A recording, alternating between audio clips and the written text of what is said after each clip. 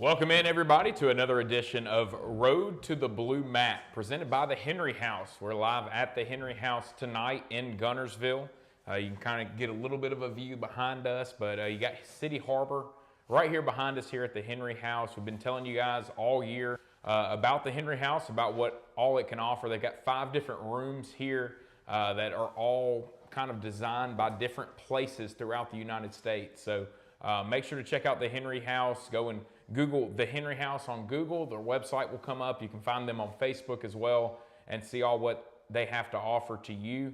And a great place if you're looking to come up to vacation, anything like that. Guntersville's the place to come to. The lake, everything around here, and a special place. We appreciate the Henry House for their sponsorship with us here with Average Joe Sports Talk and allowing us to bring Road to the Blue Map each and every week, talk about all these playoff matchups. And if there's a man that knows something about Guntersville, it's this guy right here, Coach Lance Reese, head coach at Guntersville High School. Coach, first off, congratulations to you guys. Yeah, thank you. We had a big home win against Pleasant Grove in the 3rd round. Community really came out. We had a big community tailgate before. You kind of wonder Thanksgiving what kind of crowd we would have, but man, everybody came out. Probably one of the better atmospheres I've been a part of, and I've been here for a long time, as you mentioned. So can't thank the community enough, but it was a really big win for our team.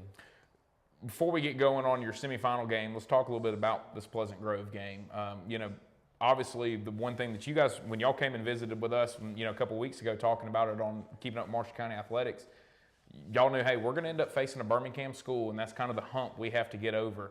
Beating John Carroll, coming from behind in the 4th quarter, all that happened with that, how much did that affect last week's game and you guys being able to kind of do the same exact thing against another Birmingham school? Yeah, it was big to go to John Carroll, go to Birmingham, where we've had a lot of good teams in the past that have had great regular seasons, and when we go to Birmingham, we run into somebody and knock us out of the playoffs. So to do that kind of gave us some confidence and also let us know what we needed to work on. And then, Pleasant Grove's, I think they were leading 5A in scoring, just a tremendous team. Got great athletes all over the field and very well coached. So, and they're also a team that's knocked us out several years. So for us to be able to put a good game together on both sides of the ball was really big.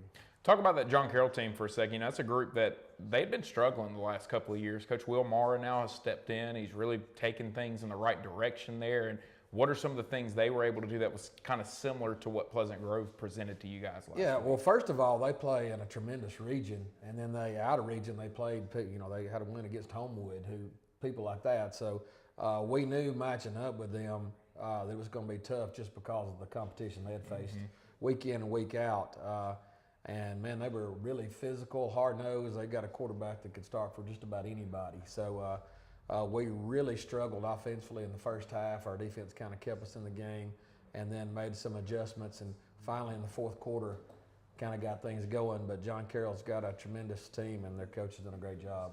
When you look at the last 2 weeks, what has – in your mind kind of been the issue with you guys needing 3 quarters to get going and kind of get the offense going and being able to score points? Yeah, we've struggled a little bit offensively the first half, and I give credit to the defenses that we were playing, but we've kind of been a defensive team all year, and our defense kept us in the game. And then last week against Pleasant Grove, they come out. You're not going to keep a team like that down. Yeah. So they came out and started scoring in the second half, and our offense matched them every time they scored. So we're not just a team led by one player or one side of the ball. We know we've got to have success on both sides to beat good teams like we're facing now.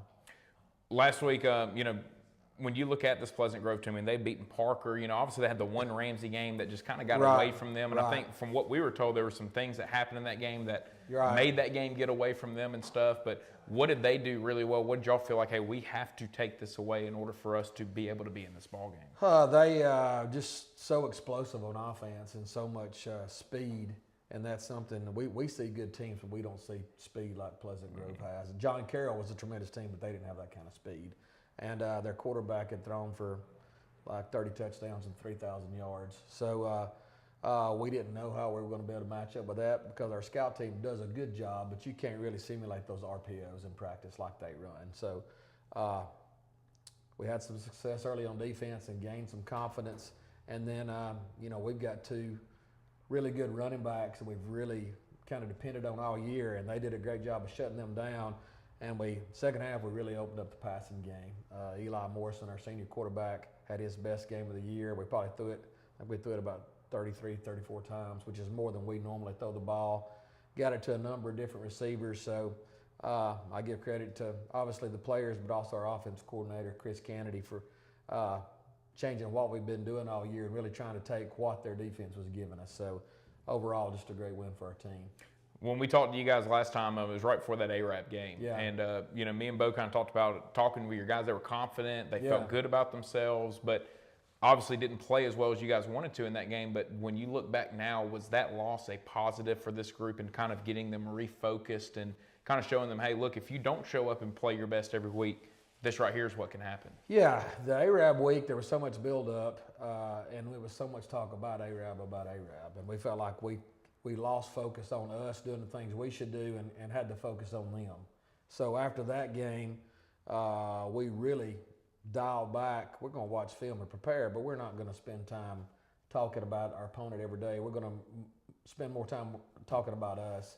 And we kind of developed our best is good enough. So if we come out and play our best, we can't control how they're going to play, but we really feel like with our players and their talents and our coaching staff, if we do our best, we should have a chance every game. And I feel like that's kind of, when you're playing somebody like Pleasant Grove last week, it's easy to almost lose that game. We look at them run through the sign at the beginning of the game, but we just say we can't control them, can't control what kind of talent they've got, but we can control us. And so fortunately our best was good enough. Tell me about, your team's leadership with bouncing back from that AHSAA week, and then even now the last 2 weeks, you're down in the fourth quarter, late in the game, must-win situation. You can only do so much as a coach. It's up to those players to step up. And so just kind of talk about the way these seniors have really kind of led this group this year and been the type of guys that you want leading this team with how you guys have responded and been able to take control late in games. Right. We've got 15 seniors that have done a great job. And really, we had a really good group before them that kind of overshadowed this group a little bit. So for them to come in and have the kind of year that they've had and do things that others have not been able to do, it really means a lot to them.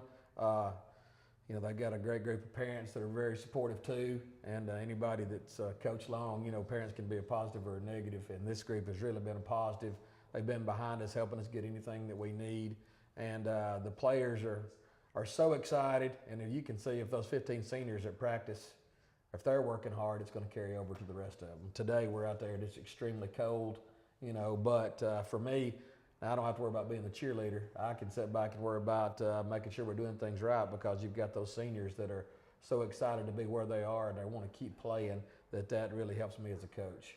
Really, to me, the last time a lot of people saw you guys on a statewide stage was the Champions Challenge down at Montgomery. You're playing against Hanley. Obviously, it didn't go the way you wanted to, but when you look back at that, how much did that help you as a coach into what you guys have done this year, beating John Carroll, beating Pleasant Grove, and how much of that was a good example to these players that were a lot younger at that time of, hey, look, if we don't show up and play well, we don't execute well, this is what can happen against teams that do have really good athletes. Right, and once again, back then we were playing at the Crampton Bowl and playing on TV, and we focused on that. We had a big long bus ride, so we focused on that, and we didn't play. We won 9 games in a row after that. But it was kind of a wake-up call that we can't just show up and play. We've got to do things the right way. So that was big. The last time we played at Legion Field was 2006 when we did win the state championship, and I was the defense coordinator at that time. Shannon Cahill, who's one of our assistants, he was a player on that team. So we've got some good memories of Legion Field, and I'm old enough that I grew up going to Legion Field, seeing Alabama-Auburn games when it used to be split down the middle, Alabama-Tennessee games. Alabama used to play all their big games at Legion Field. So for me, it's a big deal because of the history of Legion Field and seeing those games. Yeah, that's what I was going to ask you about next. Obviously, you've been there as a fan, all that stuff. And then you've also been there as a coach now, but now getting to be there as a head coach. Walk the sidelines as a head coach, same sidelines that, a lot of other great coaches have coached. How special is that to you? It's really special because, like I said, as a kid, I went with my dad and watched those games and saw Bear Bryant and those guys. And just means a lot to me to be there as a head coach, but then also to have so many of my former players that are there, and now they're getting to experience that. You only get to play high school football for 4 years, so this season and doing this is going to be something these guys are going to remember for the rest of their life. And I hope they'll the last 2 weeks we've had our backs against the wall, and instead of folding, we fought back.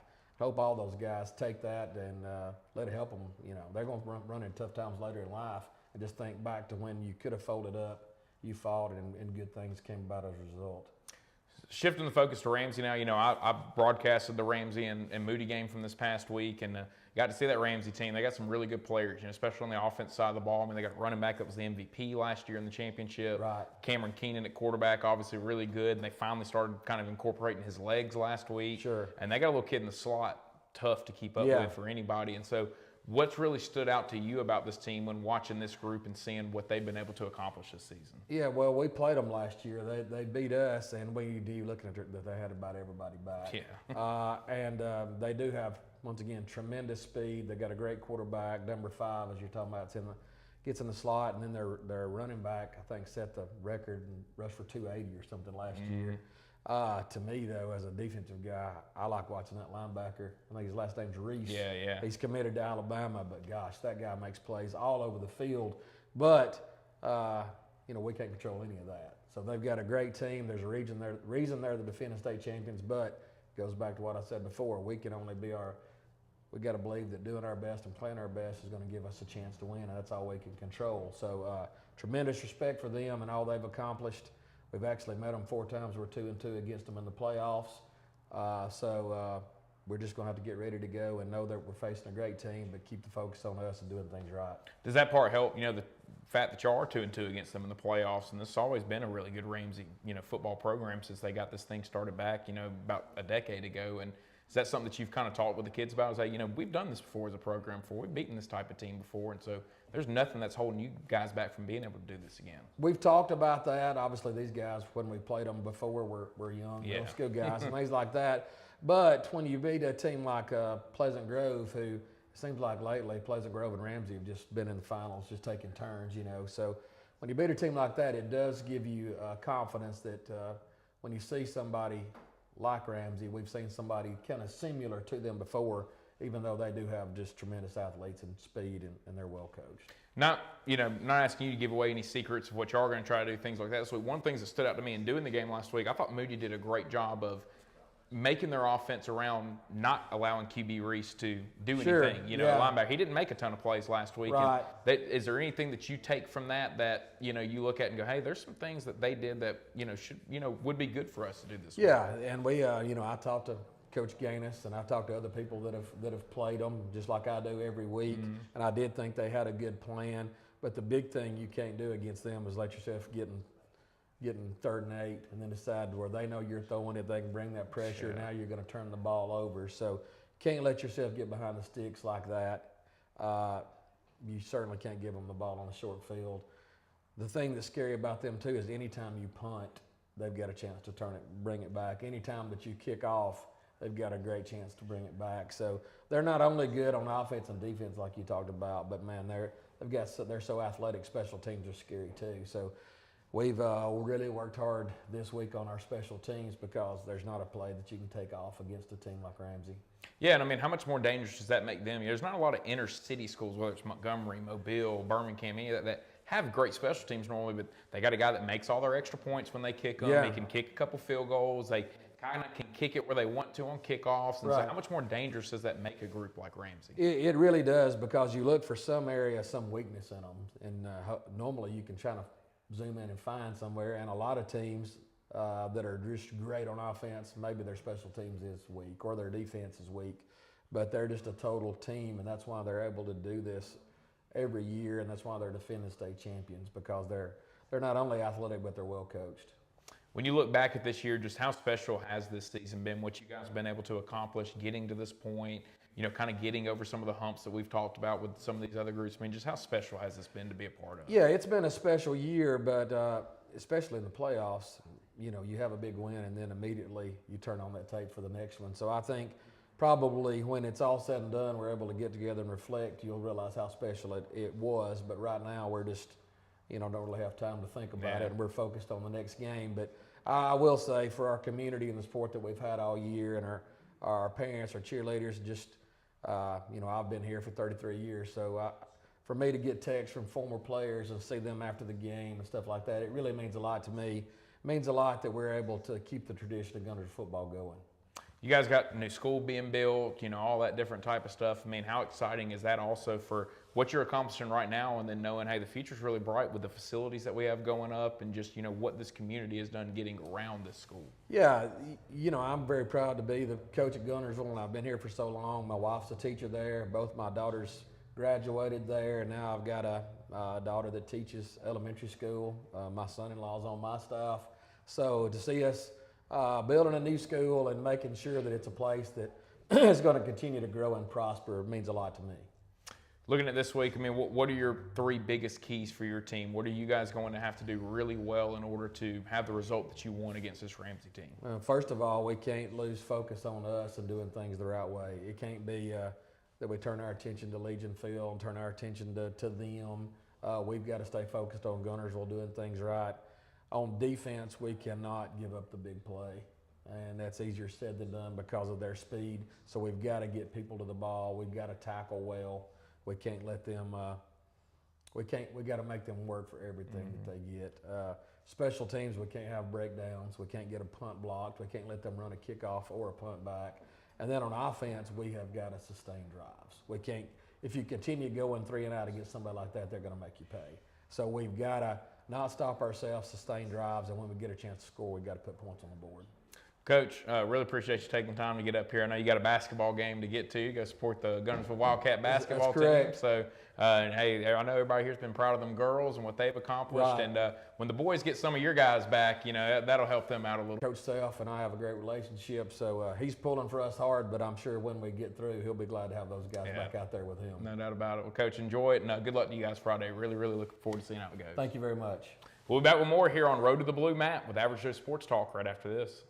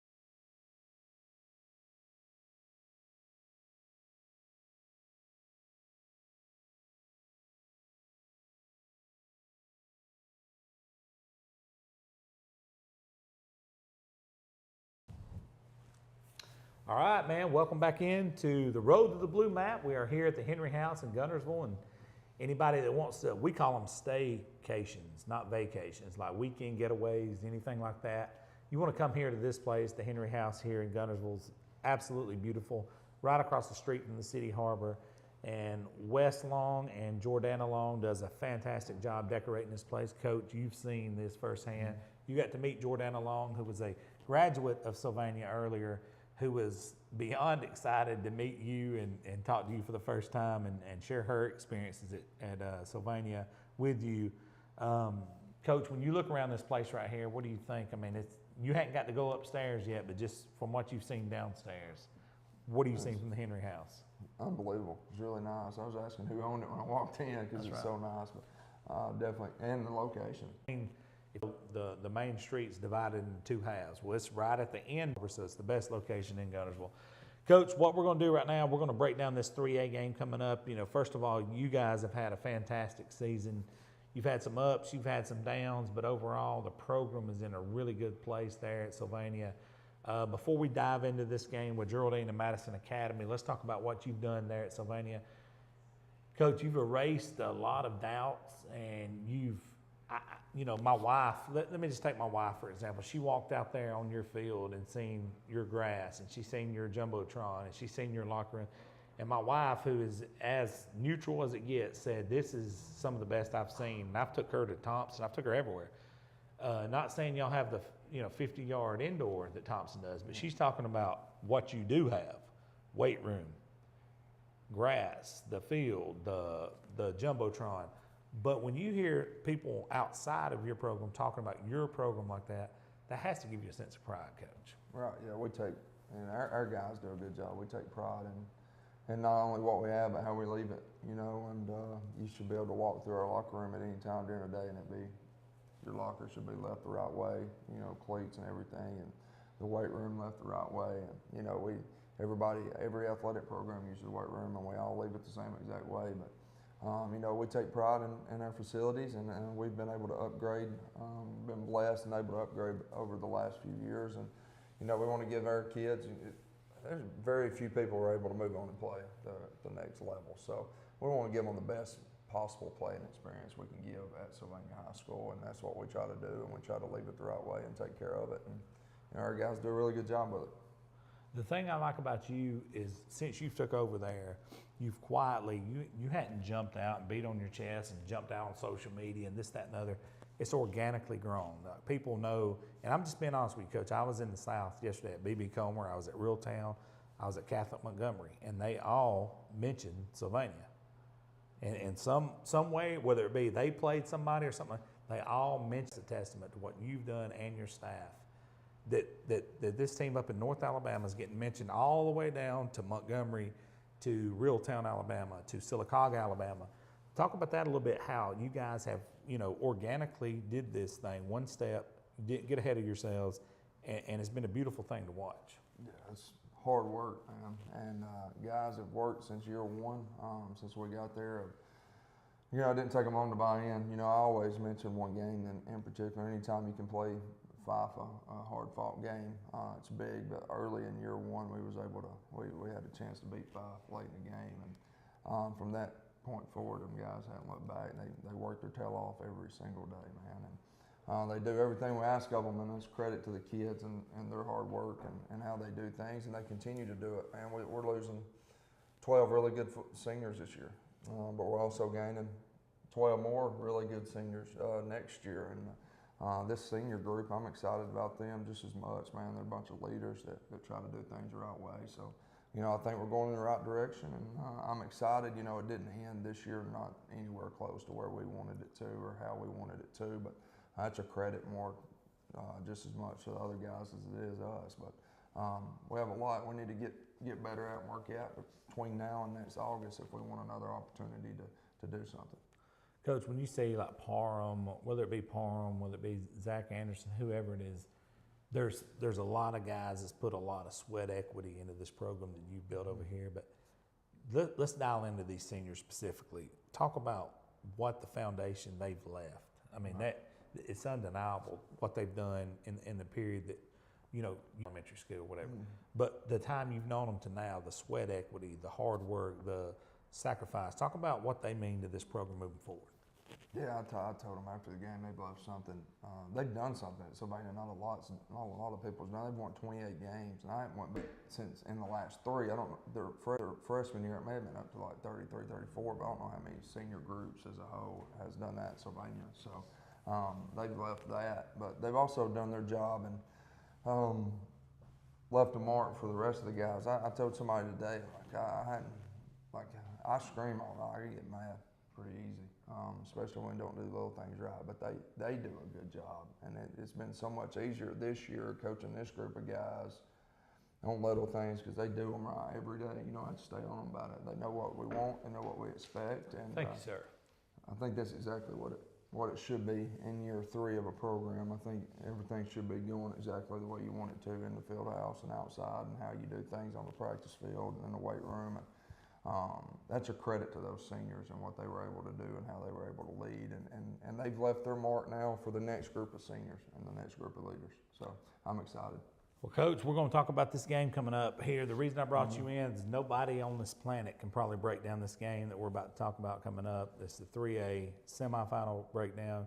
You were inches away. Actually, a team that you was fortunate enough to beat, a good friend of yours, Michael Davis, during the regular season.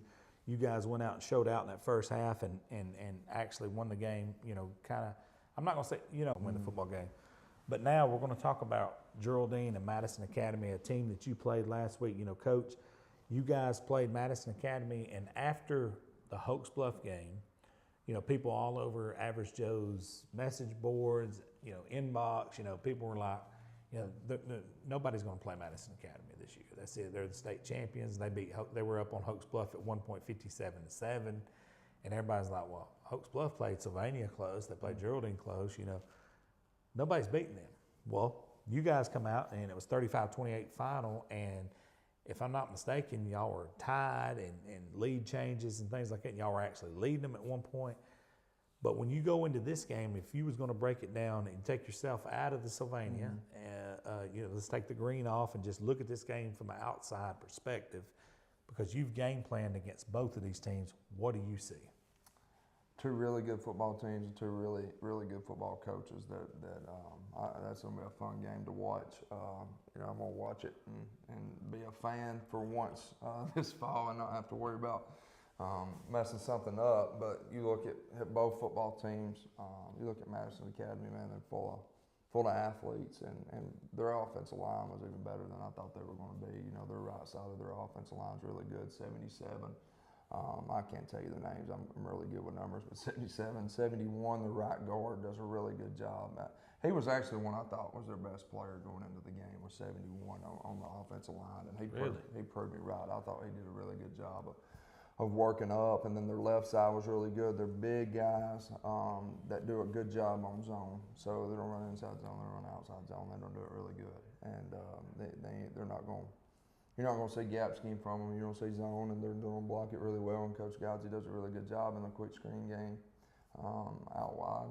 So if you're not putting enough over the top, they're going to stand up, throw it out there. So offensively or defensively, you have to be very gap sound. You have to keep those guys from moving up to the next level. You're in trouble, and they do a really good job of it. And then that's not even talking about Kenyon Cherry, that running back who's special. That's what me and the defense coordinator was talking about. On the way home, he's even better than we thought he was going to be, just because from the standpoint of being able to see it, his vision. We've faced some backs that were quick and they were fast this year. We saw Logan Anderson. We've seen number 4 from Winfield was a really good running back. But just as far as vision goes, this is the best one we've seen. Any little crease he's going to see, he's going to hit it, and he does a really good job of it. And I thought maybe if we could hit him, I'd rattle him a little bit. That wasn't the case. I thought we did a good job getting headgear on him, and he kept getting up and kept running the ball hard. So, and then their defense, man, they fly the football really fast. So, then you look at Geraldine, man. You got Jackson Colvin and Carlos, man, and then, I hadn't seen them a lot. It's hard for me to talk about them as much. I hadn't seen them a lot since week 4. We played them early in the year. I hadn't even laid eyes on them except for I watched that Gordo on FHS for a couple of drives, but. From what I do know, just from being around them, and I know Coach Davis will have them ready, and Carlos Mann's do a really good job. Game breaker. And Coach Davis does a really good job getting him the ball in different positions. He moves him around. When we played him, I know he was moving him. He was lining up different spots. So you have to really be aware on defense where he's lined up, just because of what he's capable of. And that's not even talking about number 4, who's going to run the ball downhill, and he's going to find guys that are open when they're open and do a really good job. I think Jackson Cobbins, I've talked to him. I really enjoy when I see that kid out. He's a really good football player, but he seems like a really good human. And so he's going to do a good job. So then you talk about their defense and how they fly the football, and how Coach Davis and Coach what's his name, Jones, Ethan Jones, they do a good job over there. You got Coach Arnold back over there now too. No, you Coach Arnold. Yeah, you. Coach Arnold's from That's me. right. That's right. Don't give him away yet. That's right. No, but 2 really good football teams. It's going to be I think it's going to be a really good matchup, and I think it's going to come down to who's going to take care of the football. So, as always. Geraldine's actually a favorite in this game, which I thought was a beautiful thing because it gives some credibility from the outside looking in that what brand of football is being played up here on this mountain means something. Right. I thought that was a beautiful thing because if you're some guy out in Montgomery or Mobile and you just see the word Madison Academy, you automatically, well, they're better, blah, blah, blah. But that ain't necessarily the case. I think that what you've done and many others has built this thing up to where you see Geraldine's going up against them and they're actually a favorite in this game. Talk about just the state, before we let you get out of here, talk about the state of the mountain. Let's just call it the mountain. All right, this area up here, with so many good football teams in such a condensed area, whether it be Jackson, DeKalb County, even here in Marshall, that there's a good brand of football being played right here in the state of Alabama. Yeah, it's especially. I mean, you look in DeKalb County, Jackson County, you have Geraldine's in the semis. Then you have Pisgah and Fife playing. But you look across the mountain, really good football teams. Even Plainview in the down year did a really good job. They knocked off Priceville early in the year. Priceville turned it around and ended up playing good football later. It's the physical brand of football, I think, is what sets us apart. Now, I'm not saying other teams are not physical, but I feel like we see it week in, week out, every single week. So it makes it, it's just, that's what we have to rely on. We're not relying on, we can't rely on being the fastest, we can't rely on being the most athletic, but what we can rely on every single week is getting lined up right, playing hard and playing fast, or playing hard and hitting, So, but I'm really proud to say that I coach and I'm a head football coach in this part of the state because I think it's good football just like it is everywhere. But I think we just rely on different things, like we have to be physical. We know that's what's going to help us, give us a chance to win football games. So.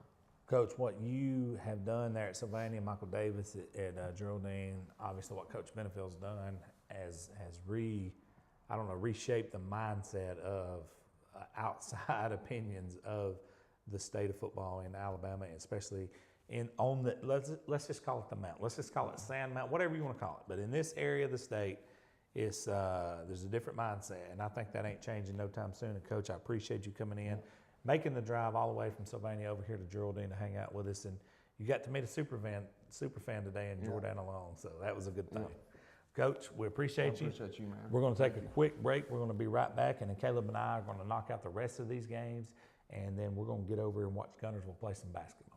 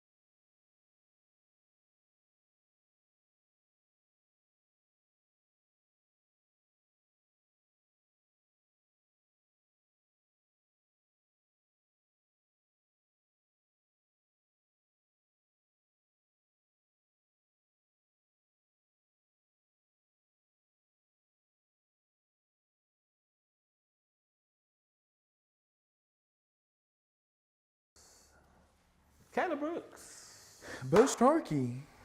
All right. Hey, it's us now. Oh, It's time to get busy. I hope they don't get mad about that. Caleb's just caught. Oops. All right.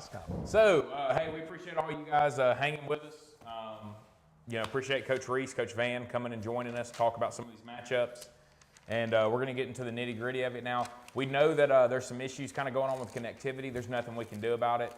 We're on an iPad. It's supposed to have good service. And so we're sorry. Yeah. So we're sorry for any connectivity issues. If you're frustrated with it, wait until the show's done tonight. It's going to upload, and then you should get the full show on our Facebook page anyways. And so if you want to go back and watch it later on tonight, later on this week, whatever it is, you should be able to get the full show without any issues. If you just want to wait until it's loaded up all the way and that type of stuff when we get done here tonight. So we apologize for some connectivity issues, but we appreciate everybody that's still hanging with us, and we appreciate everybody that's still hanging with us and watching, and we appreciate all the support throughout the year. We've only got one more of these after tonight. It's crazy to think about, Bo. I mean, the season goes by so fast, and I remember being a player, and you get into this rhythm of playing, and with Coach Horn, it was the same practice on Monday, Tuesday, Wednesday, Thursday. There's nothing that changed. You knew that on Mondays, defense was going to go first, offense was going to go second. On Tuesdays, offense was going to go first, defense was going to go second. On Wednesdays, we didn't do any individual periods. We just did full team stuff. And then, on Thursdays, it was in practice, walk through. I mean, and so you get in a rhythm of it, and it's the same thing for us here. I mean, we do the show on Tuesday. I did the games on Thursday, and the next thing you know, it's Friday. And next thing you know, we're doing the Saturday show, and then boom, we're back here on. I mean, it goes so fast. So, look, we love football season. Right when we get done with this, we're going to get right into basketball season. We're getting right into basketball here in a couple hours. Well, about 45 minutes. I'll have baseball stuff coming up. We're already practicing for baseball. I mean, so we're already got photographers out at basketball. It never stops here. It never stops. So we're going to get into breaking down these games, and we're going to start here with a Leroy at Elba. Bo, very good matchup. You got your defending state champs, the Leroy Bears, but they're taking on a very good Elba team who's led by Alvin Henderson, the running back, who went for over 300 yards last week and has just been phenomenal. Over 17 yards of carries, getting offers from Miami, Alabama, Clemson, you name it. He's got it. This is going to be a very fun matchup this week with the Leroy team, who's now on an 18-game win streak coming into this one. Yeah, it's going to be that, you hear coaches say all the time, are we going to let one guy beat us? You hear that all the time. Well, that don't carry no weight if you let that one guy beat you. Cherokee County's facing something like that similar, which we'll talk about later. And Mush, their quarterback from Westminster, facing off against Cherokee County. But before we get into that, let's get into this. Alvin Henderson, you mentioned him earlier. He's the 17th ranked player in the nation overall. Not 17th ranked running back. He's 17th ranked player in the nation. Top 5 running back in the nation. Last week he had 314 yards and 6 touchdowns. On the season, Caleb, that gives him 58 touchdowns on the ground. Think about that for a second. This dude almost has 60 rushing touchdowns on the season. He played Maplesville last week. This is the most points they gave up. Maplesville gave up since 2003 when they played him last week. Now, this week he's playing Leroy, who's the defending 1A state champions, not just South champions, overall champions. 18-game winning streak, and you and I talked about it earlier this season. How do they handle their coach getting caught off through the service, Coach Massey? That's got to come into play at some point, or does it rally them? Here's the ultimate point for it to rally them. We know what we got to stop. We know who he is. We know what number he is. Can we stop him?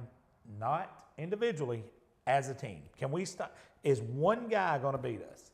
Because here's my thing, and I'm saying this on film. If Henderson rolls his ankle or gets a pulled groin or something like that, and I'm not wishing injury on nobody, how good is Elba? So is it Leroy's job to knock him out of that game? Yeah. And a team on an 18-game winning streak who won the 1A state championship last week. Now, I'll say this on paper. We ain't talked about Coosa yet. But if, and we're talking about point spreads here, if Leroy plays them this week, which we already know that's a done deal, and Coosa plays them next week, he will by far and away play the 2 toughest defenses he's played all year. Oh, yeah. You agree with that? Yeah. So I'm going to say this, and I'm getting out of this game. We'll go to the next one. We'll go to the 1A North. Leroy is a champion. They need to show up like a champion. They need to swarm to the ball like a champion. and do what Champions does on an 18-game winning streak, who they can do it, but you cannot fear this one guy. No doubt about it. And look, if Alvin Henderson can help lead Elba to a championship, and he does it by beating Leroy and beating Coosa Christian, he deserves to hold up that blue mat. Not only does he deserve to hold that up, he is Mr. Football in the state. Yeah. No. I'm telling you right now. No, and as good as Ryan Williams is, I mean, As good as Ryan Williams is, he wouldn't have carried his team the way that Alvin Henderson Well, I would can prove carry that him. with Ryan Williams' stats here in a minute. They can't touch this guy. No, and so for those that are wondering, according to AHS, FHS, Elba's a 13-point favorite against the defending champs, Leroy, who have not only been on an 18-game win streak, Bo, they've won every game over the 18-game win streak by double digits. By double digits. That tells you how good this Elba team is, but it should be a very fun matchup. Leroy's having to travel to Elba. That's a big part of it as well. Going to be a very fun matchup there in the 1A South. Looking at 1A North, Bo, it's a rematch of last year's semifinal. This is a game that Coosa Christian has had circled for a long time, and they've done a good job, I think, in my opinion. When you talk to any of the players, you talk to any of the coaches, they've not really talked about wanting this team, wanting to get back to this point, any of that type of stuff. But we all know that deep down, they wanted this game. You know, we talked to Coach O'Brien last week, and you can kind of tell with his answer, it was I'll take what I can get, but if we can get Pickens, I'd love that. You know, we want to get back at them. And there's a lot of people that were at that game that feel like Coosa won the game anyways, and that the guy was not over the line. Whatever it was, they've got their chance. They've got this game at home. According to AHS, FHS, they're a 26-point favorite. And I think that's a lot of points now, Bo, going into this game, because I look at this Pickens team. They're 10-3, but those 3 games, the 3 losses all came within a 3-game streak. And it felt like, looking at it, they had to have had somebody hurt. They had to have been missing a couple of guys, something, because right after that, they've gotten to dominating people. And I don't really think anybody in the state saw them beating Wadley last week. I think a lot of people thought this would be a Wadley-Coosa Christian matchup. Instead, you got to give Coach Michael Williams a lot of credit, what he's done there. He knows how to win. You know, he played in 3 national championships at Alabama. You know, was part of some of the best teams there, and he's carried that over to what he's built here at Pickens, and they're on the verge now of his 3rd state championship appearance in 4 years if they can get a win in this game. Yeah, and I don't think he gets enough credit for what he's doing over there. No. Because people look at it and they go, oh, well, Pickens has always been really good. Okay, they have been, but they've never been 3 championship appearances in 4 years good. And I mean, what the consistency he's built there, really, really impressive. They're without question the gatekeepers in the North. So when I seen that line come out, that 26-point line, I thought, geez, man, like that's bulletin board material, and it should be. Mm-hmm. If you're at Pickens right now, that minus 26 needs to be plastered everywhere in the locker room. That's what this is all about, because we live in an era, Caleb, where media does play into games. Mindsets plays into games, does play into games. Mindsets plays into games. Players' ability to harness information and put it out on the field comes in the game. So when you see point spreads like that, it should be. But at the same time, Mark O'Brien's not shying away from that, because he uses the media to his advantage. He wants people to see Coosa Christian, and he wants to see people outside of the Coosa Christian bubble to see that they feed their kids 3 times a day, that they tutor their kids, that they got 2 charter buses, that they got 16 uniform combos, they got an indoor practice facility. They go stay at a hotel the night before. They go stay at a hotel the night before. They got a Navy SEAL leading them. They got a 5 strength and conditioning coach and defensive coordinator. They want them to see that. They want to see a 4-star guy who's calling their offense in Alaric Williams.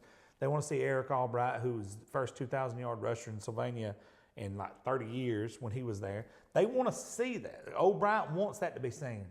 But on the other end of that, the negative stuff comes in. When you're a 26-point favorite, okay, that's part of the media too, so you got to take it all in. So with all that being said, you put that in a pot, here's what we're looking at, Caleb. You're looking at a team that has been salivating to get back on the field, not against Pickens. Well, yeah, no, against Pickens, because of what happened last year, and they want them. But now it's a perfect storm, because now they got them at home. They don't have to travel to Pickens last year. Not only was I at that game last year, Caleb, I was at the pylon that it happened. I was standing at the pylon, and I'm not going to say any comments on it, but it was very close. That's the only thing I'm going to say, and I'm not going to say nothing else. So Coosa has been waiting on this moment like you've not believed. Working out, off-season, all that. I'm going to throw this out here, Caleb. I want you can tell me what you think about what I'm about to tell you. On the season, Coosa has, defensively, has caused 64 turnovers. What? 64 turnovers. Here we go. They've scored 7 touchdowns off those turnovers from 7 different defensive players. Wow. They've had 24 fourth downs and outs. That's a turnover, right? Turnover on downs. They've had 23 forced fumble recoveries and 17 interceptions. That's defensively, and had 7 different guys score off those. So when you look at those numbers, and we'll talk about if they can get past Pickens, we'll talk about Elba or whoever wins next week. But let's talk about Pickens right here. When you see stats like that, you're like, hey, wait a minute. That's different. Yeah. This is a different Coosa team. Now, Pickens, we already know, is the gatekeepers of the North. We already know they got a winning mentality. And last week, Santonio Jones had 2 touchdowns receiving. Corbett Lancaster had a touchdown receiving. So they're still throwing the ball at an efficient level at Pickens.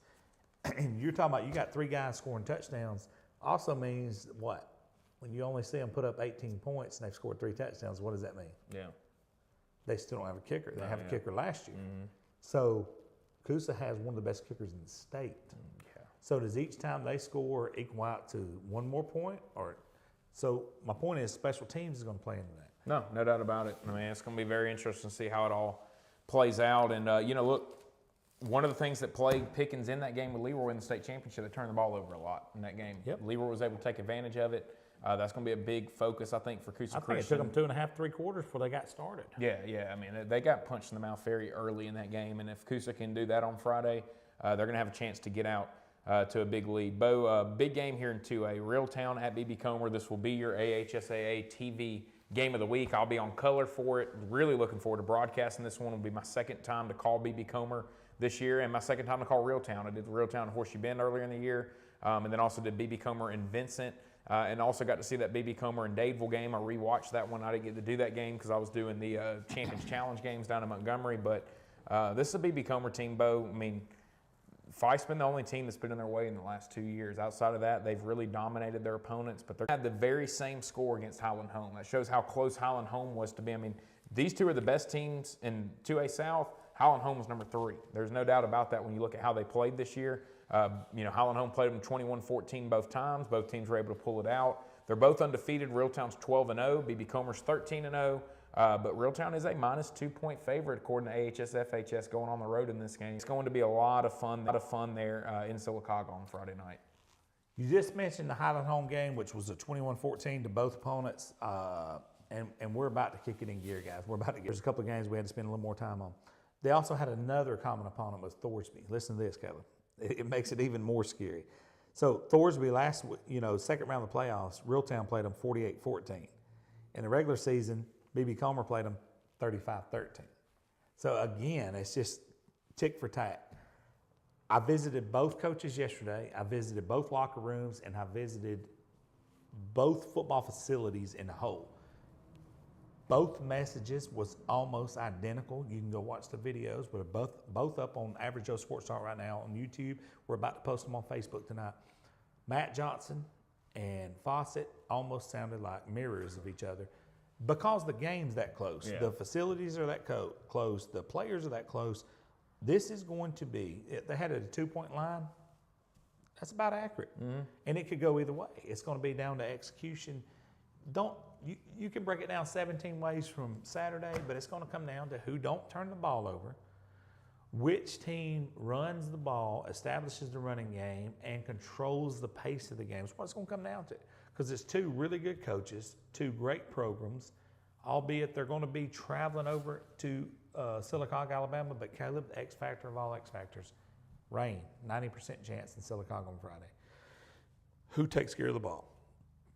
We can talk about Kamari Harris. We can talk about Woods from Reeltown. We can talk about whoever you want. Who don't turn the ball over? Yeah, no, I mean, it's going to come down to that. And when you look back at Reeltown making it a few years ago, Eric Shaw, who ended up going on to South Carolina and now he's at Troy, he was a big difference maker for Reeltown. Kamari Harris now going to Memphis for BB Comer. Can he be a big difference maker in this game for BB Comer? I think that's going to be a big thing. I know you and Coach talked a little bit about Pisgah and Fife. Real quick, Fife's 18-point favorite according to AHSFHS. Here's the bottom line. Pisgah's going to have to play defense in this game. Can't give up 56 points again. And I'm sure that Coach Pruitt, his group, they're going to make a lot of adjustments. Now that Coach Pruitt's brother Jeremy is done and his dad Dale is done, I'm sure that he's probably leaning on them a little bit more this way. Hey, what are some suggestions y'all have? What are some things you look at in the first game that we didn't do that we maybe can do in this game? He's going to get a little bit more help in this game, I'm sure. But bottom line, it's going to come down to players. People can talk about coaches, things they want, all they want. It's going to come down to players executing, making plays, things like that. This Pisgah defense has to step up, has to get more physical, and has to do what it takes in order to win this football game. And I think that's going to be a big key on Friday night for them. I think it is, and I think the fact that they've played them so many times in such a short period, they don't have the fear factor. Yeah. So I think that plays into it. And as you said, if you had a brother, let's say Kevin Brooks, let's say his name's Kevin Brooks. You're Caleb Brooks, he's Kevin Brooks. And Kevin had coached in the SEC team, and he had won a national championship as a defensive coordinator multiple times. You would lean on him. Yeah. Yeah, he's got to lean on him. And kudos to Luke Pruitt for having that in the back pocket. But what Luke Pruitt's done on his own at Pisgah, let's just say he's on an island, has been phenomenal. But here's the scary thing about it. When they played earlier this year, it was a fantastic game. Five scored 56, and you talked about they got to get stops. The positive is they scored 42. The negative is they gave up 56. Same concept. If we're giving up 42 points, or if we're giving up 56 points, yeah, we gave up 56 points, but we scored 42. You can't have that mentality. You want to keep them in the teens or low 20s to win this game. No, because I think both teams has gotten better since that week. Do you agree with that? No, 100%. Here's the scary part. Logan's 100% healthy now. I think he was 75% when they played the first time. Now he scored 8 touchdowns. And hey, let me apologize to the Fife Radio Network. I'm sorry, guys. I'm sorry. The guy who's kept stats for Fife for the last 35 years missed out on a Harold few Bolden. yards. Yeah, Harold missed out on a few yards. Hey, and I don't want to offend the guys at the Fife Radio Network. So we were wrong by a few stats. So we took down our graphic we made for Logan Anderson. Sorry about that, guys. So Harold Bolden was wrong. And so we normally stand on Harold Bolden's ground because he's our guy. He's been sending us stats for years. So we apologize for that. So Logan actually ended up with over 360 yards and 8 touchdowns, 7 on the ground, 1 kick return. So did he break his previous record? Hadn't he set the record like 362 or something like that earlier in the season? Yeah, and then he broke the single game touchdown record. Wow. And this is, but I mean, it's just another day in the office for him. It is. Yeah, right? I mean, it's been impressive. So for the first time, let me tell you something about Pisgah, and then we're getting out. For the first time all season, they were held under 40 points. Yeah. And but it's against and the still found a way to win. Still found a way to win. That was the beautiful part. That was where I was going with that. And Luke Pruitt called in, and we talked to him. And you know what Luke told me?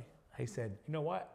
A lot of people talk about how we throw the ball and this, that, and other, and that is good. But in these playoff games, you have to run the ball if you want to win and play defense. And that's what we did tonight versus Tuscaloosa Academy, who has dudes everywhere. I don't have to tell you that. Yeah. So shout out to them for what they've done, and they look. I expect a good game on Friday. I do too, yeah. I think it's going to be a good game. If you're a Fife fan out there, we're not trying to offend anybody. We know what you've done. We have a ton of respect. Trust me. I mean, I've called for the AHSAA Radio Network now for years, and since 2014, we've been on the Fife train with what you guys have accomplished.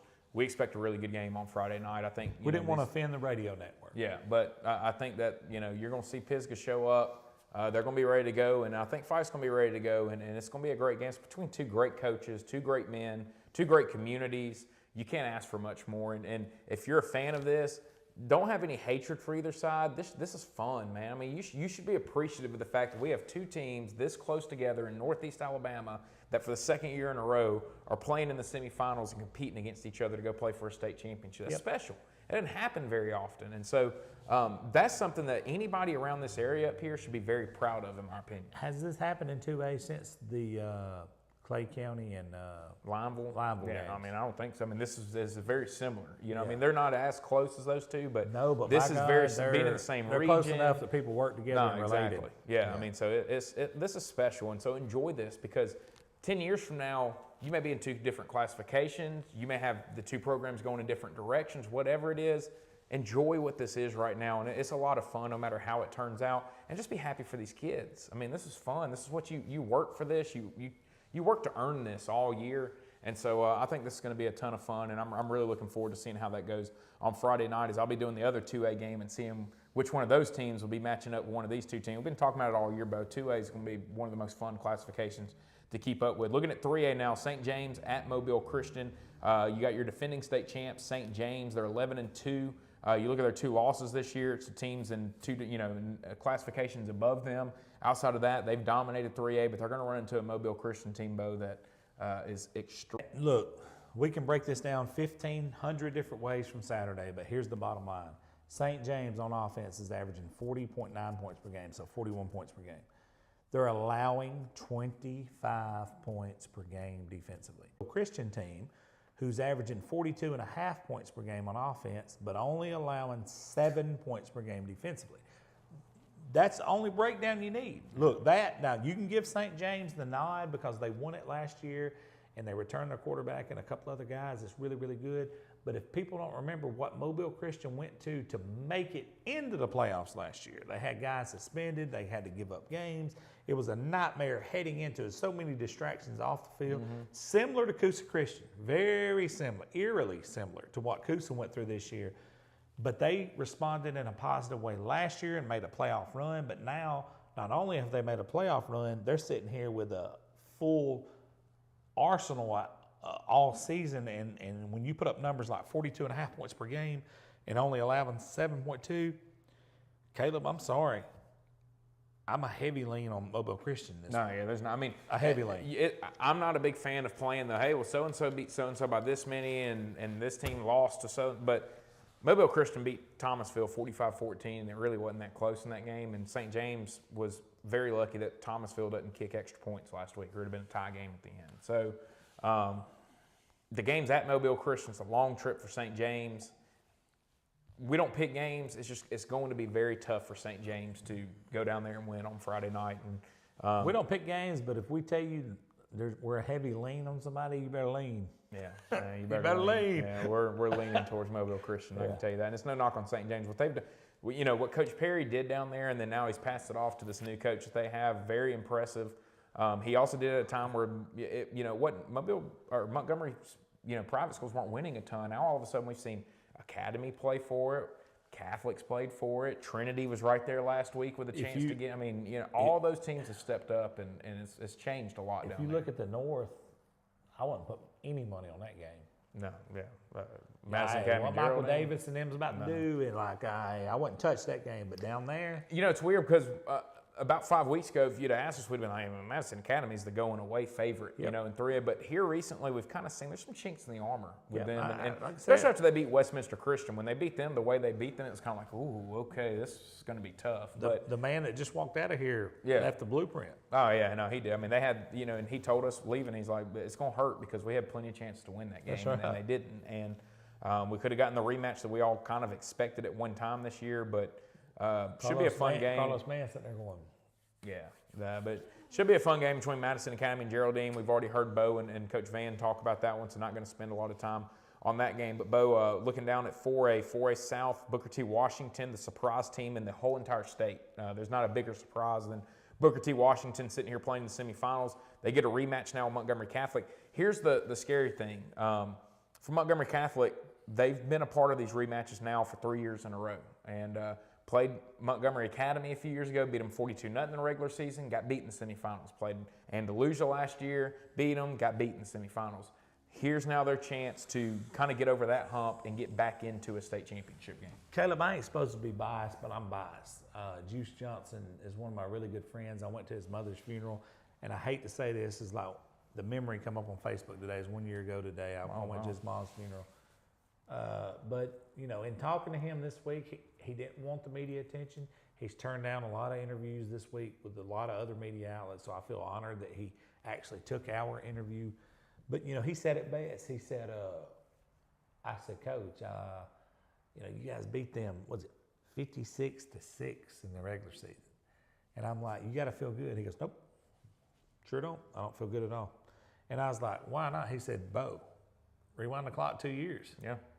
He said, Bo, you was at our Andalusia game last year. In the regular season, we beat them handily, got beat.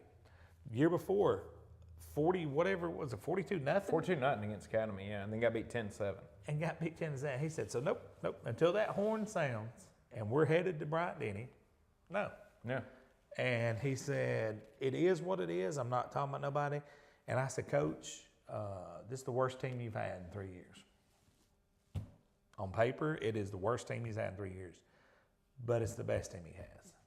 It's the most bought in. It's the hardest working. It's the without a doubt believing team he's And had. the results show that. I mean, that's it. You know, McGill, they beat them 21-0 at the beginning of the year. They've just dominated all these other teams that they've played against throughout the season. They've dominated their way through the playoffs.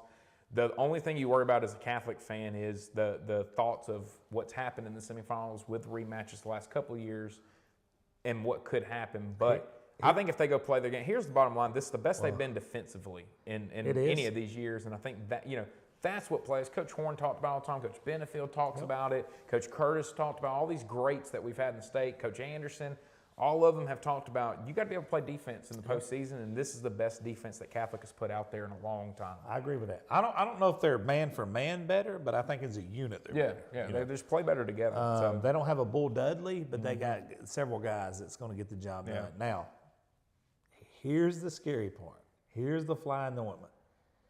If I walked up to you 5, 6, 7 weeks ago and I said, hey, you're about to face a team that has beat Handley and Jackson in the playoffs, your ears would go from here to here immediately. Well, and I'd automatically have said, okay, so they're playing Andalusia.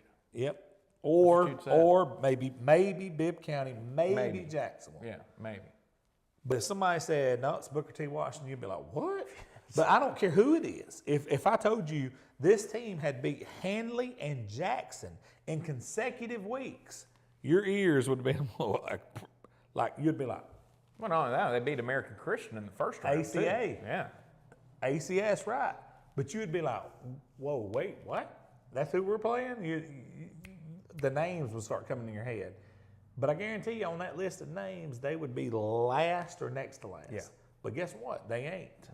So that shows a team that's steadily gotten better all year. So I'm telling you, Caleb, I'm telling you, he's got this one circled. I love Juice like a brother, and I know him like a brother. He is like a brother. Like I could call him right now and say, hey, come to Gadsden, pick us up, we got a flat tire. He would do it. Yeah. But he's got this one circled because he realizes they've beat Jackson and they beat Handley in consecutive weeks. I would love to know from Coach O'Neill with Booker T how much that Pike, they competed very well with Pike Road at the end of the year in that Week 10 game. And then now we see, we're going to talk about Coach Pike Road. O'Neill's legacy. Yeah, and we're going to talk about Pike Road in a little bit because they're in the semifinals of 6A. I wonder how much that game helped this Booker T team with confidence of, hey, if we can play with them, we can go play with anybody. And now you can kind of see how they've gotten going here in the playoffs. And there's a lot of people from up around our region that should remember, if you're old enough, Gadsden High School, Coach Vince DiLorenzo, and what they did, they were 4-6. They got on a run. It's possible. And so going to be very interesting to see how Catholic handles this game. Bo, big one here, Cherokee County. They're traveling to Westminster Christian. They're, surprisingly to me, Cherokee County's a 17-point favorite in this game. I would have to think Coach Kelly's not too happy with that. I'm sure that one's not really on the bulletin board this week because they're going to go against probably the best quarterback, and this no offense to the player at Fort Payne either. They're probably going to go against the best quarterback they faced all year. If this kid was 6'3", he would be a 5-star. Yeah, he might be the #1 quarterback in the country this year. Yeah. If he's 6'3". Yeah. Unfortunately, he's not 6'3", he's 5'8". Coach Kelly's going to treat him like he's 6'3". And you're right, like the bulletin board material's there. I never speak on it. I never take pictures of it. I'm just saying that there's some things there. That's all I say, and Coach Kelly can back me on that. And anybody that knows me knows that I'll never take pictures of bulletin board or whatever. But I will tell you this, if you are a fan of Cherokee County, listen to me, and you listen to me really good. When this kid, number 2, gets under center from Westminster or in the shotgun, you better circle him because I'm going to tell you why. Here's why. On the season, Caleb, he's completed 152 out of 230 passes for 1,691 yards. He's averaging 11.7 yards every time he lets the ball go from his arm. for 26 touchdowns, and he's only turned it over 5 times with 5 interceptions. That's a fantastic numbers. Those are state numbers. Really good. Yeah. All right. Okay. Here's where he separates himself. If it breaks down and he has to run, he's ran the ball 200 times for 2,213 yards. He's averaging 11.1 yards per carry for 36 touchdowns. This dude by himself has 62 total touchdowns on the year. He's number 2. His last name's Mush. He's the quarterback from Westminster. If you're a Cherokee County fan, across the board, you've got to find him. If you're a player, I ain't even got to tell you what you got to do. But now, that's going to be countered with what Cherokee County does defensively. And let me run through that real quick. Cherokee County on the season is only allowing 11.5 points per game. So something has to give there. They're going to lean on Jacob Cornejo like never before. Give me this. Jacob Cornejo like never before. On the season, Cornejo, 250 carries, 2,500 yards, 10 yards per carry, 31 touchdowns. Are y'all hearing what I'm telling you? This dude is an animal. The scary part is the guy on across the field from him has 2,200 yards, 11 yards a carry, 36 touchdowns just rushing. Then he's thrown for 1,691 and 26 touchdowns. And that's no shot at Jacob Cornejo. It's just telling you what you're about to face. No doubt. Caleb, I ain't got nothing else to say about this game, but I honestly know what Cherokee County has up front on both sides, and that's going to be a big, big problem. That's what's not circled in these stats, is what Cherokee puts out offensively and defensively line-wise, and that's going to be a big, big problem for Westminster Christian. That's why that line is what it is. Yeah, no, it's going to be a lot of fun on Friday night. I can see that game being, as Lee Corso likes to say, a lot closer than the experts think. So Could be. We'll see how it goes. Eufaula, they're going to be taking on Gulf Shores. Look, it's no knock on Eufaula on this one, Bo, but there's really not a ton of point in spending a lot of time on this game. This Gulf Shores team has been dominant, and it's a Eufaula team that has gotten to this point, but they've kind of also struggled their way to get to this point here in the postseason. Yeah, here's the thing about Eufaula. They got a couple of guys that have really had outstanding seasons. Red Harris is one of them. He's got 158 receiving yards on the season. He's got 58 receptions on the season for 933 yards and 9 touchdowns. You got Mr. Milton, who's had 51 receptions for 1,166 yards on the season and 8 touchdowns. But at the end of the day, it's all about Gulf Shores. If Gulf Shores shows up and does what Gulf Shores is supposed to do, they're going to win this football game. Mm-hmm. They're a big favorite for a reason. All the talks about Ronnie Royal across the board, and it should be. He's the best football player on the team. It should be, but if you look at his numbers, he hadn't had to carry this team or anything. No, he hadn't. And they've spread Ronnie Royal out. Yeah. But there's a kid on the team that you do need to pay attention to. His name's Colin Wilson. On the season, Caleb, he's had 177 carries for 1,647 yards and 25 touchdowns. So he's the guy at Gulf Shores, running back, that you really got to pay attention of. But here's the deal. I think Gulf Shores has done a phenomenal job of not only harnessing all this negativity they got, I think they're using it as fuel. Mm-hmm. It's like they got a fire burning, like this fireplace beside us, and they're taking this negativity. Y'all are cheating. Y'all are doing this. Y'all are doing that. State ain't said nothing. Yeah. They're taking it all, and they're putting it in there, and they got a fire blaze. A fire which could lead them to a 5A state championship. No doubt. And now, Ramsey or Gunners is going to have something to say about that, and you follow this week. But if it happens, it happens. Yeah. And they will have earned it. I mean, you can say whatever you want about them, but you still got to play well as a team. You can go recruit the best players. I mean, Texas A&M signed the #1 class. Guess what? They fired Jimbo Fisher this year. Yeah. So you still got to get the take his guys to play buyout. well. Yeah, I'll take his buyout too. We wouldn't be here recording right now. I'll tell you that. I would hire somebody. We would be here recording, but it wouldn't be me and him. It's important too when you talk about they've been able to use Ronnie Royal on defense because they haven't had to count on him on offense as much. right. That's helped this team as much as anything this year. So going to be interesting. We talked with Coach Reese a little bit about this game earlier, Bo, but talk to us a little bit about your opinion on Guntersville Ramsey. I did the game like I mentioned earlier and talking to Coach Reese. It's a Rams team. They got a lot of athletes. There's no secret about it. Cameron Keenan at quarterback is very good. He's got probably the biggest arm in the state. And I know that's saying a lot because we've got some really good quarterbacks. But I'm telling you, if you watch the game Friday night, you'll see this dude flicks his wrist and it goes 50, 55 yards in the air. I mean, it's unbelievable. I did his game live at Legion Field against Winona earlier this year, and he threw one over the middle where me and Mickey Shadricks that were doing the game together, we kind of looked at each other and was like, we ain't seen a high school kid throw a ball that hard. I'd love to see him pick up a baseball and throw it off the mound. I bet he could throw 90 to 95. I mean, I'm sure it'd get up there. He's got a big arm. He's got great athleticism. If you don't know, his brother, Tim Keenan, plays on the defensive line in Alabama, number 96. He's kind of taken over this year and kind of become the dude up front. So he's got it in his genes. And they've gotten him running the football now. Listen to this. He only had 6 carries for 44 yards all season going into last week. And he ran for over 100 yards in last week's game. So similar to Alabama with Jalen Milroe this year, he had not run all year, and all of a sudden the LSU game comes around and they start taking off, and you go, whoa, okay, this changes the offense. Well, that's what kind of Ramsey did last week. He started running the ball, and you go, man, this just adds another dynamic you have to worry about because they have Ashton Ashford coming back at running back. He was the MVP of last year's 5A state championship game. Coach talked about it earlier. They got number 5 in the slot. He's a playmaker. He's a punt returner that nobody on the field is going to be able to keep up with.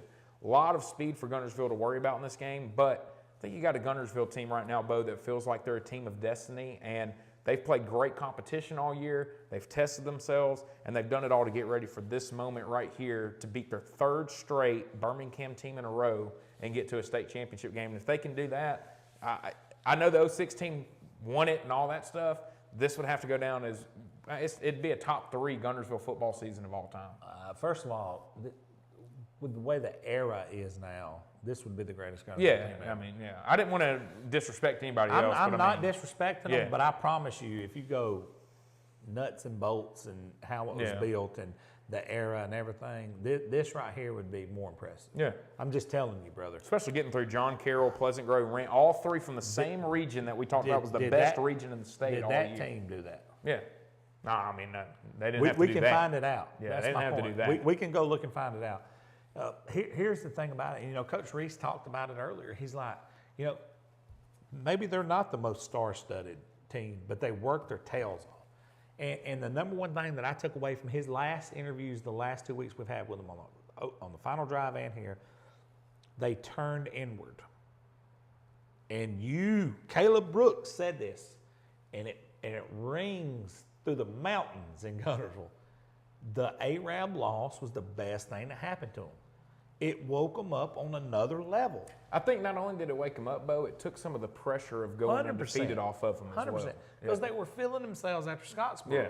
Because nobody had solved that Scottsboro puzzle. Yeah. At the time, Scottsboro was averaging 54 a game, running the flex bone triple option. Well, they held them 7 and won the game. Was it 7? Yeah. No, the 26. 6. Yeah. 6. So they held them, a team that's averaging 54 to 6, run the flex bone, which you cannot prepare for in 1 week, but they did and was successful. So then they held them to 6, won the game. So then they're playing a foe that you could tell by talking to them, they tasted this victory. Well, they didn't get it. And it was embarrassing to them. And could have folded. And it was embarrassing to them, but it was the best thing, dude. It's like the hot girl in high school you want to date, but you never get her, and God's like, bro, trust me on this. You don't understand. She's the hottest girl in school, and you want to date her so bad. But then you see her life unfold, and you see the way your life unfolds, and you understand why he didn't put you there. Same thing in this scenario. Now, I'm not saying God's favoring Guntersville. I know how fans are when they watch our show. They're like, you're saying God favored. I'm not saying that. What I'm saying is that loss to AHSAA helped. Now, Caleb, throw this at you. Y'all have already broke this game down, so I don't have to break it down, but I seen something that's eerily similar right here. Ready? Here we go. Guntersville on the season is averaging 32.2 points per game offensively, allowing 11.4. Ramsey on the season is averaging 38.1, allowing 11.2. Very similar. The difference is Ramsey's playing Parker and all these other teams, Auburn non-region games. Hueytown. All right, all that is fantastic, and they've earned those numbers. What Gunnersville's done to earn their numbers is beat these two Birmingham teams back-to-back, one of which nobody, the procrastinators, showed me a procrastinator last week, or what do they call them? From what?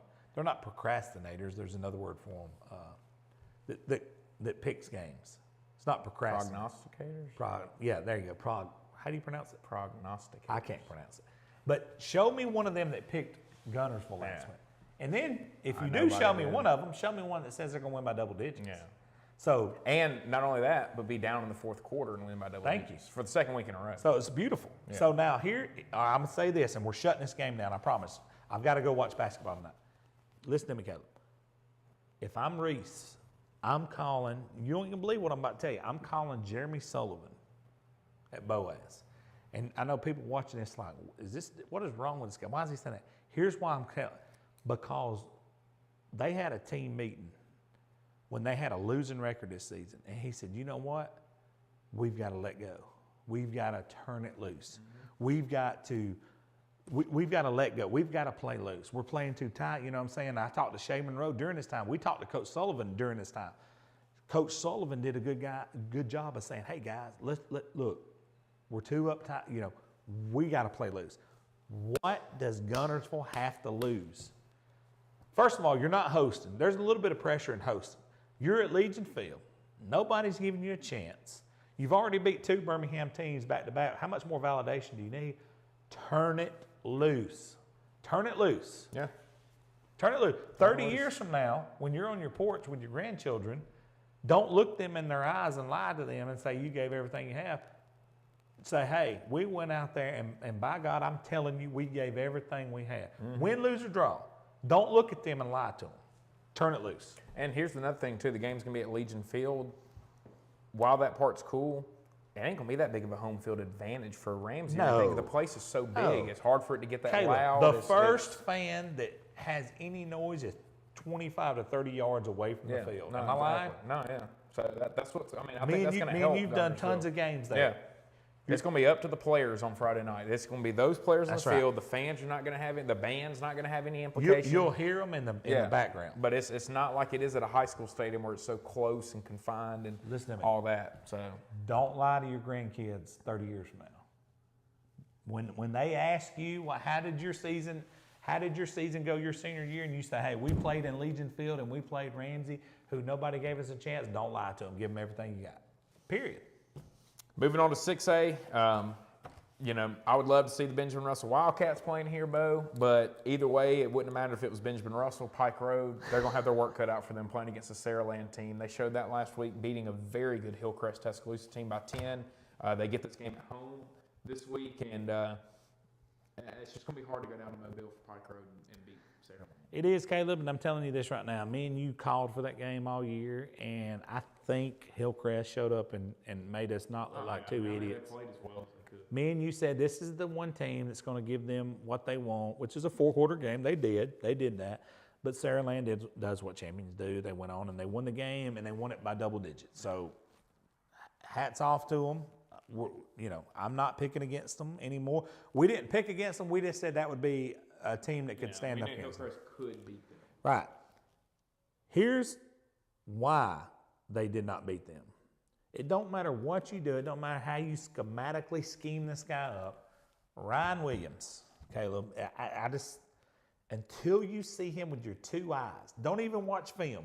When you on a sidelines and you watch this guy on the football field, you do not have any idea what you're seeing until you see it with your own two eyes. Yeah. I mean, they don't play the same position. Have you seen anybody like it? No, I mean, they don't play the same position, but do you remember how Reggie Bush looked against their college? I mean, that's what Ryan Williams looked like against his high school players. I mean, he's in another gear, and his vision. He just runs by them. He can stop and go. Look, Caleb, he can go in and come out and make guys dive in and then go around them. It's like Tyreek Hill with I hate to say it, but the best vision I've seen the last 10, 15 years in high school is Trent Davis from Etowah. You just either have it or you don't have it, period. Mm-hmm. Trent Davis has the best, like Trent would set up. I mean, if you've ever seen Trent Davis play, he's got that Trent Davis vision with like Tyreek Hill explosion, with like Reggie Bush moves. Like it's just hard to explain. Listen to these numbers, Caleb. And he's not played in how many fourth quarters? I think he's played one or two fourth quarters. Two fourth quarters all year. He's carried the ball 24 times, 6 touchdowns. For 200, I mean, average 10 yards carry, yeah. For 235 yards, all right? He's passed it 2 times. One of those went for a touchdown. On the year, he's had 55 receptions for 1,000 yards, averaging 18.5 yards per reception at 16 touchdowns. But people don't realize he does not play past the second quarter. Yeah. This is a half a year's stats. I mean, they've been beating people 55-3. And he's not by himself over there no more. They've had 2 games this year where they scored all 10 times that they possessed the ball and scored 70 points. Think about that. They've had 2 games where they possessed it 10 times, scored all 10 times, and scored 70 points in 2 different games this year. Caleb, I'm going to tell you this, and we can move on. We're almost done. Pike Road is in trouble. Yeah. The reason they're in trouble, they're lucky to get past Benjamin Russell. Benjamin Russell gave them all they wanted. They did win that game. I'll give them credit for that. Yeah. Benjamin Russell made a lot of mistakes in that game, too, to help. And here's your reward. You're playing Saraland. And Caleb, I kind of joked to my dad. I said, look, one of the positives is save y'all a trip down to Mobile to go play that team because Caleb, they're giving up 22 points per game. Yeah. That's the problem. No, it's a problem against this team. It's a problem when you're averaging an offense that's averaging 52 points per game. But I think on top of that, I think Pike Road's going to struggle to score against them, too. You in 53 games. There's a reason that this line is 25 points. And, second highest line of the week. I'm very good friends with Granger Shook. My father-in-law works with his dad. I know Granger Shook very well. I don't mean this as any offense to him, his program. It's his first year there. So you give him a couple more years, he's going to have a couple years ago. They've made the jump up to 6A, and they kind of struggled. Work cut out for them this week. This is a very good high school football team. It's one of it may be the best high school football team that we've seen since Viger won that national championship back in, 1989 or whatever it was, 1988. I mean, you could throw some of these Thompson teams in there, but they'd be in the argument. I mean, I don't think anybody's going to fight you if you said they're the best team in the state this year. Maybe some Central Phoenix fans. I think maybe some Clay Chalkville fans. Maybe, but at the same time, I think both of those 2 teams are going to say, well, we're weak here in this area. Show me an area Saraland's weak in. Yeah, they're not weak in any area. That's what I'm saying. Parker, they're traveling to your first round game that saw Parker win 7-6. It was drench, downpour. Well, guess what, Bo? We got 78% rain on Friday night as Parker goes to Clay Chalkville again. Look, they're very good up front. They got 2 SEC defensive linemen. They got another kid that's going to be the #1 athlete in the whole country, not just the state, but the whole country next year, back in the secondary. He texted me last week. Oh, really? Yeah. He asked for the pictures that Josh took. Yeah. I sent them to him, but go ahead. But, it tells you how talented they are on the defensive side of the ball. If it is raining, here's the biggest issue that I have with Clay Chalkville. Everybody all year, we've been wanting this matchup, especially after saw them beat Thompson. Saraland, Clay Chalkville, that's what people have talked about. Can Mbakwe do enough at the quarterback position to score points on this Parker team and be able to win the football game? That's the question, because we just talked about how good Ramsey was earlier. This Parker defense held them to 17 points. And, Pleasant Grove, they were great on offense all year. They held them to 22. I know they lost the game, but they held them to 22 that night. Nobody else held them to 22 besides Ramsey. So can Clay Chalkville produce enough on offense with – Mbakwe can throw it a little bit, but let's be honest, they need to run the football in order to be able to throw the football. Can they do enough in the run game with him against this front after last year to be able to win this football game? 16 is a lot to me. If you could bet on this game, I would take plus 16 from Parker. I just think 16 is a lot of points in this game considering they beat them last year. We're looking at it possibly raining again, and I just don't know if Clay Chalkville can throw the football well enough to get this defense off of them and be able to move around this front from Parker on Friday night. Jeremiah Beeman versus the Oregon guy. I don't know the Oregon guy's name. That's going to be a matchup, right? So that's going to be a key matchup in this game. And you talked about Mbakwe, his playmaking ability. it probably enhances in the rain. It probably helps. And Clay. he didn't play quarterback in this game a year ago. No, just no, for no, record. no, no, so no, no. they moved him to quarterback this year because They of needed this a game playmaker. last year. They need a playmaker. Now, if you look at Clay only gives up 10.4 points per game. If you look at Parker, they give up 12.9. So that's tick for tack. They both played unbelievable schedules. I would also argue that Parker played a better schedule, though. I know they played Thompson. I know they played Mountain Brook in the postseason. Parker played Mountain Brook in the regular season. They played Ramsey. I would just argue that Parker maybe played a little bit better schedule Well, during the year. you know, you might be spot on right there. Let me look at something right fast. So Parker's opponents' records is 71